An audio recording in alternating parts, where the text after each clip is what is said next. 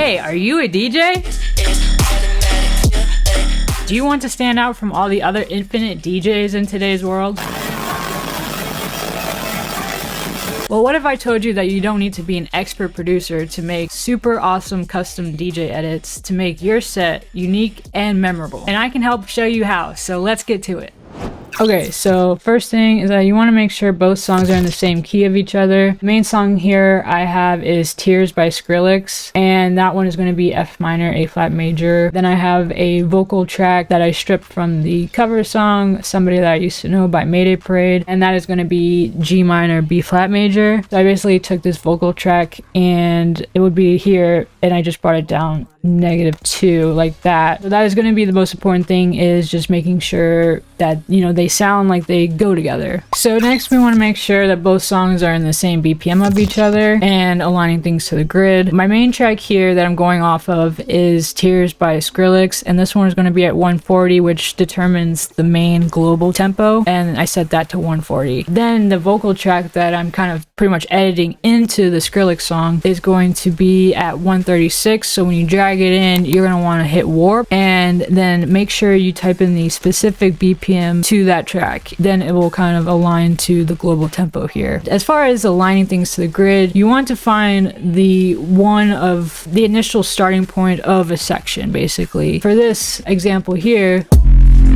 you can see, and if you zoom up, you can see that this is like the initial kick right here that starts this section. So if you can find your initial starting point of just one section of a drop or something, that will kind of help you determine where you're at, and then you can kind of just drag it back and you've aligned your song to the grid, and then you can align vocals and things like that. But getting your main track that you're working around, getting that solid and set to the grid will really help anything else that you edit into it, right? Another big thing is that you want to make sure you're thinking about editing and DJ edits like you only have a pair of scissors. So imagine you just don't have anything else except just some scissors, and that's why I have very simple cuts like this, and I don't have any other effects or all these other layers or anything happening, because it is very basic.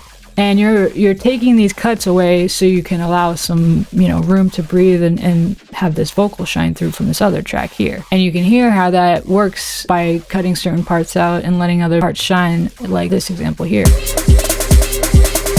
Resignation till the end, always.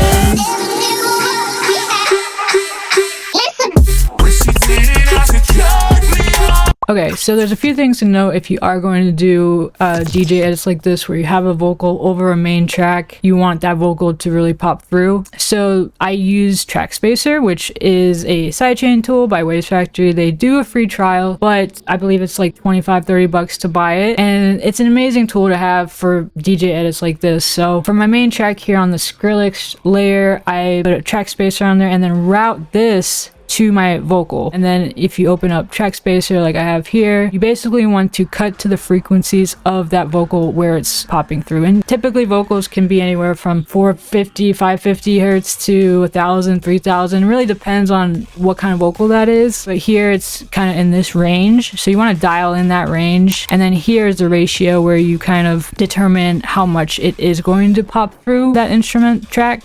You don't really want to bump this all the way up. I mean, just a little bit goes a long way. So this is really to taste, and yeah, let's see how that sounds.